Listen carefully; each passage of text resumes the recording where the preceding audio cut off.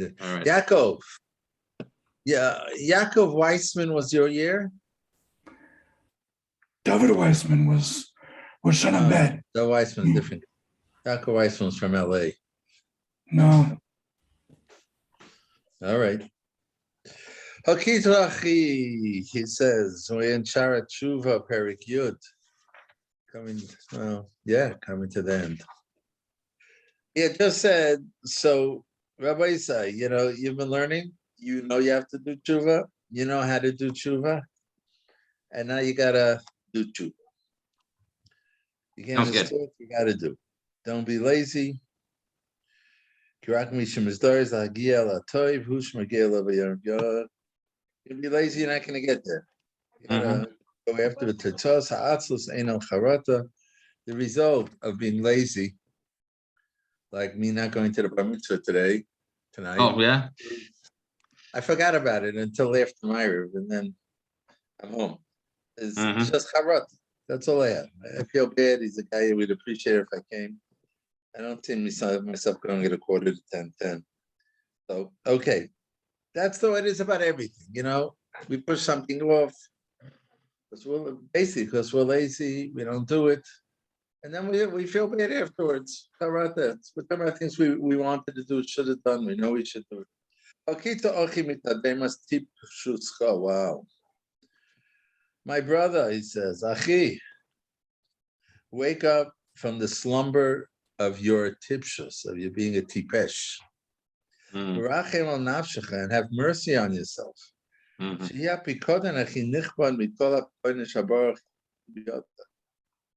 Your nefesh is the most valuable pikodon that Hashem gave you to take care of. Your neshama. Hashem gave it to you. Take care of it. Use it right. Yodchav kidruchi. It's a pikodon. Hashem gives it back to us every morning. Gave it to us for a certain amount of time. And every minute counts. Every minute that you don't do what you're supposed to do, it's lost. It's gone. How much longer my man, until when you delay from doing tshuva? He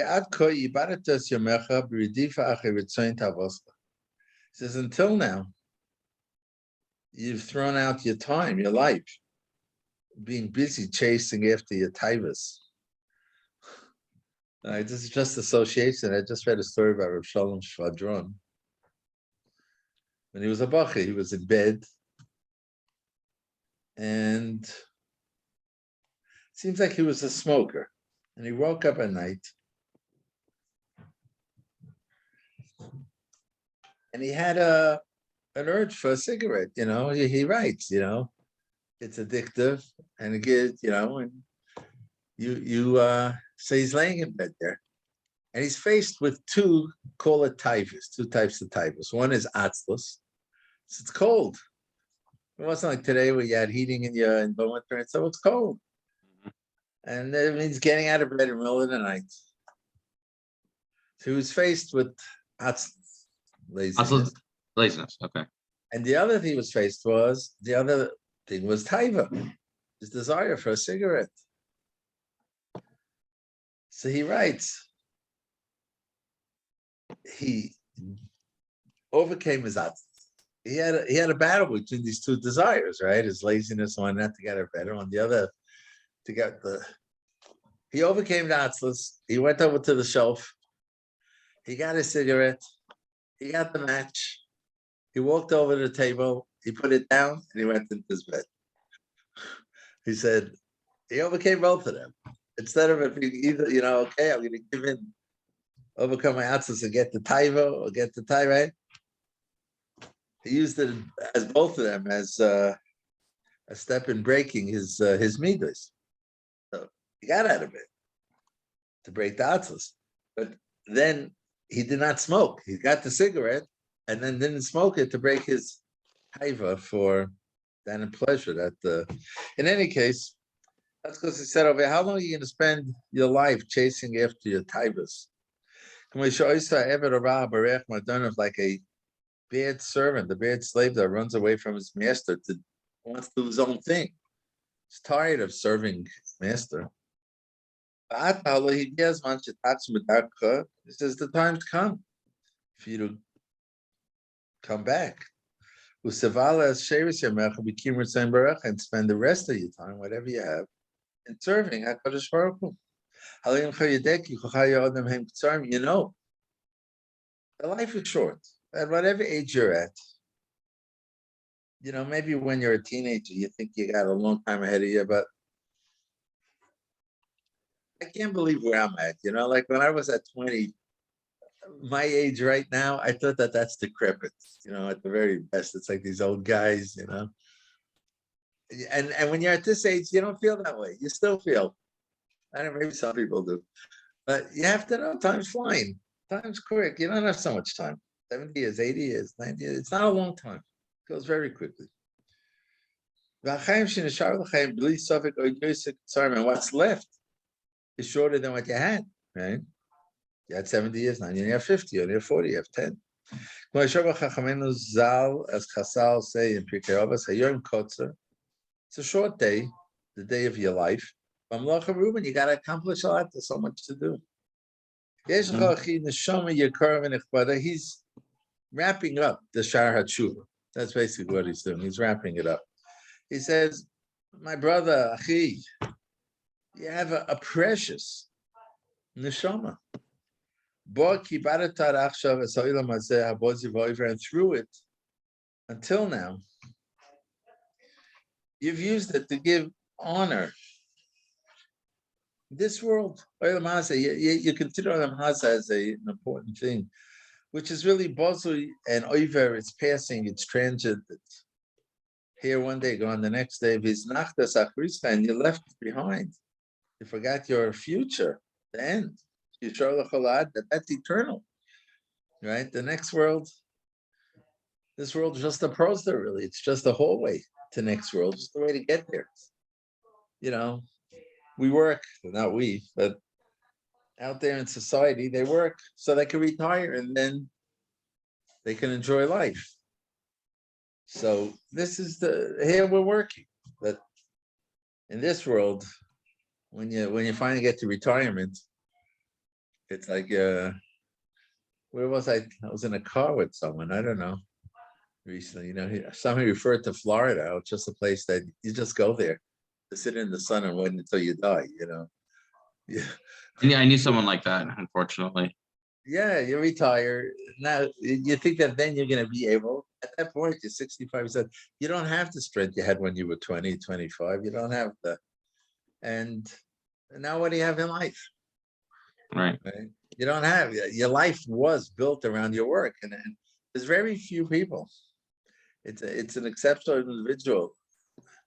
I have to say this, like my father was one of those. When he came to Tetzel and he retired, he had a study full of svarim around the walls, and he spent time sitting and learning. He was able to go back to the Gemara and back to his svarim. Most people can't do that. Very hard to go back.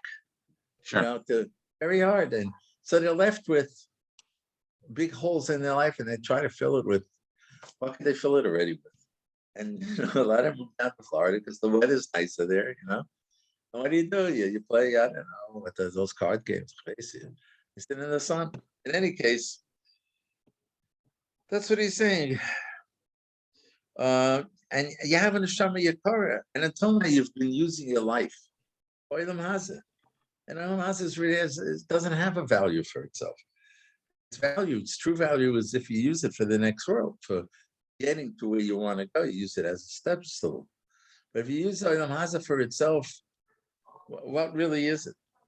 And by doing that, you're forgetting the future, which is eternal. Please, okay, mommy, Oh, Gavriganotsky, Shalom Aleichem. Aleichem Shalom, how are you? Okay, you're here or there? I'm here. You're here. I couldn't come last night. Yeah. Ruchem Last Aboyim. night I couldn't. All right. All right. And for some reason I can't go on the computer, but I'll try again. Oh, here you are. I see you. It's on my phone. Okay. We're at the end of Shar HaTshuva, Perek Yud, where he's wrapping things up. And he's saying, the correct thing now is because it's not a reason to be misyayish and say, okay, so I blew it. No, grab the time, use it, lift yourself up, lift your neshama up, lift yourself up to that lofty place. That the neshamas that go there, shuv enam yordus mimalos, they don't fall afterwards. They got their level. But he says, do it quickly. As long as the gateway of tshuva is open. And for as long that they accept you tshuva and they forgive you. In other words, in the next world, you can't do tshuva anymore. But until you die, to the last breath, you can do tshuva. So don't waste it and do it. My brother, quickly. His story is after tshuva. Be quick to do tshuva before that day. That you're fearful of, you're scared of, the day of reckoning. You have no guarantee, even for one day, right? No one has a guarantee. What's going to be tomorrow? No one has a guarantee. Ayin b'masecha. Look through your actions. Kameta v'cholta with abilities. Even sichli tohar. Use a pure, logical, your logic. Think through your actions. Built-in mushma b'dimyonis atayvas. Not being affected by your dreams, your imaginations, your taivas, which cause us to think wrongly. When Misha writes Hagil Ritzayin Bari, someone who does want to reach the Ritzayin Hashem, Choyder Elov Derech HaPesach Hatzar, he'll dig to it, he'll do a small opening.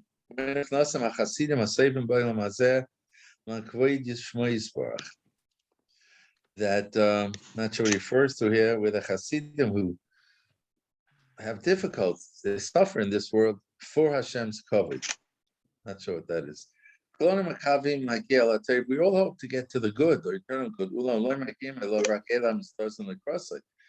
But only those who are quick to go there get there. They run there. Also in Pirkei Avos, Have'az Hanesher. How do you Avodas Hashem? A description of not what Avodas Hashem is, but how. How do I get there? It should be Kal Kanesha, Rotz Katzi, Gibor Kari, That's how you have to go to do Avodas Hashem. Quick, light, running, strong. David Melech says in Dilm, Kashti, I was quick, I didn't delay Lishma Mitzvah. Okay, I say Lecha Cheshbon HaNefesh. Take yourself a Cheshbon, sit down with yourself. Take a few minutes out of your life. Am I in the right direction? Am I doing what I'm meant to do? And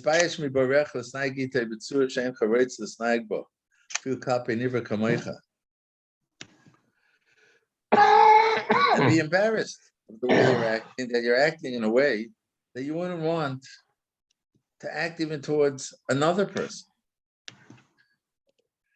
You know,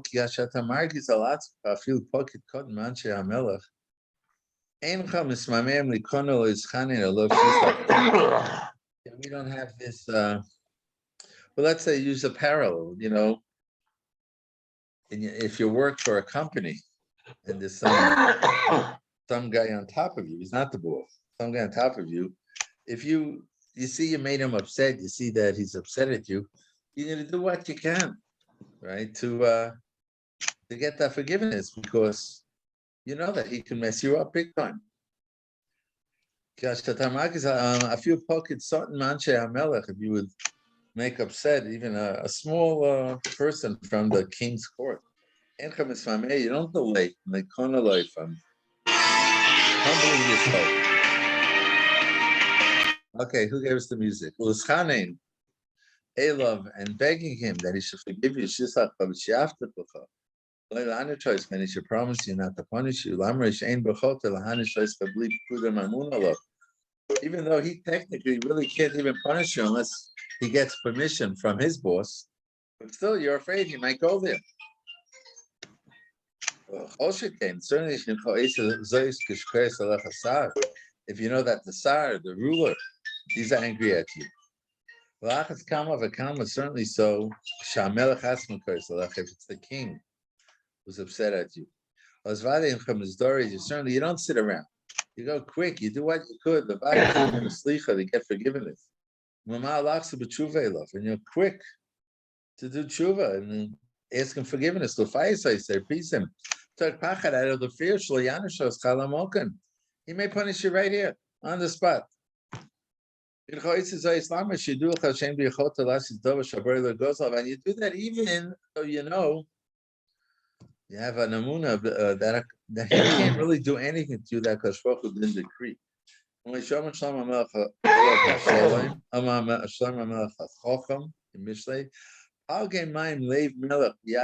the heart of the king is in the hands of Hashem.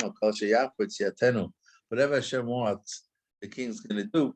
And even though you believe that, and you live that truth, that everything is from HaKadosh Baruch Hu, still, you're going to do whatever you can to appease that king. But he shouldn't punish you. And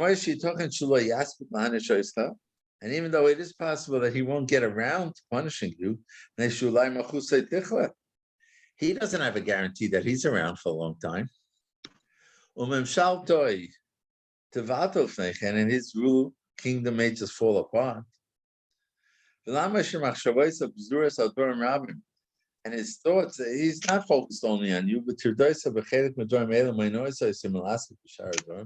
and being involved in other parts of, let's say, running the country, causes him not to be involved in other things. And so there's reasons that perhaps you won't get punished. And he might forget, or just look away. You see that he does look away from many things. So with all of this factored in, then maybe you won't even get punished. Even though you know this, yet you don't delay and ask him forgiveness for what you did wrong to him. And you go quick to do whatever the king wants. That's mashu mekabel. So if so, he says, my brother, how could it be? We won't be embarrassed from HaKadosh Baruch Hu, who sees all our actions, and our thoughts on the story. Our most private thoughts Hashem sees, and the ones that are open, and by Hashem, there's no such thing as forgetting. There's no such thing as not, looking away. These things don't apply to Hashem. And if he's busy with one thing, it doesn't keep him from being busy with something else. And you can't get away from his punishment. There's no end for him being king. It's not like with the other king that maybe it would have us have done, maybe his rulership will fall apart. So how could we leave his avodah and delay from humbling ourselves in front of him? How could it be?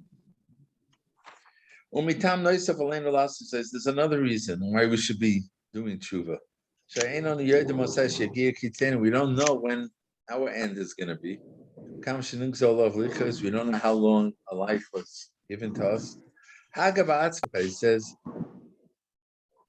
how do you translate that in English? Think about yourself. You go, let's say a person would come to a group of people of country and say, B'nai Adam, gentlemen, start packing, you're on the way to Olam Haba. Because in this month, Yom HaSechemikim, one of you are going to die. So get ready. Any of them, I don't know who it is, but I know one of you is going to die. Doesn't logic say as called Echem, that each person there, this kohen across Hamovus, he'll start doing what he can to prepare himself, because it's a real reality. Now, someone in this group is going to die. And they show all of Lachos, he has to wait. He says, so this is all Rabbi Yosef. We're at the end of Sharat Tshuva, giving us a schmooze about that we have to do tshuva. Ve'echem ken l'niyah kolon muchanim l'mavos. How could we're not all preparing ourselves to that day? V'ayonu roim. We see kamavos poike b'chol chodesh habnei adam. We see the writing on the wall, especially Yerushalayim. The writing on the wall, right? Every month, a certain amount of people die. Every day, every week, there's new names on the wall. So it's as if someone's coming and saying, what do you say? There's going to be a bunch of people dying this month. And you just ignore it, even though it could be you. The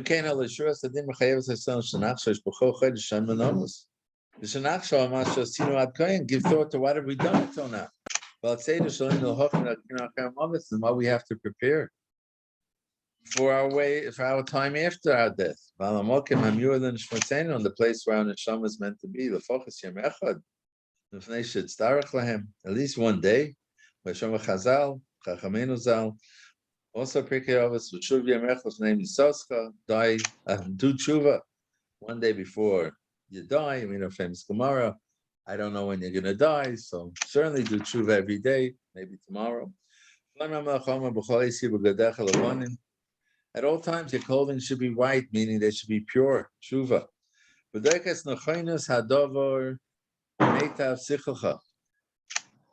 Give thought to the truth of this. You see with your own eyes. Like I say here in Eretz Yisrael, you can't hide. Today you can hide from it if you go on the news. But you can't hide from it because every day you get up in the morning and you see new names on the wall.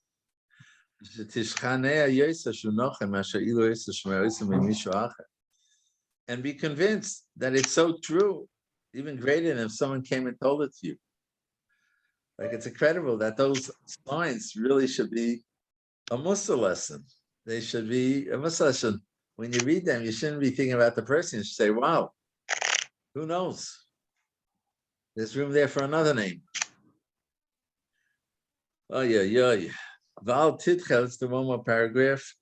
As much as don't put off what your mind's telling you. So your mind is telling you, you got to do tshuva. It doesn't say where it's said. It's said already. That the Baruch gave his servants many benefits, many good things. If they accept them, and through them do, Hashem's rotin him yavrichu v'yanu. They'll make a lot of profit and have a lot of pleasure from them. If they choose not to, they refuse to accept these good things, and rather rebel with them against Hashem, then they come to be accusers. I'll show you of the man that you didn't serve.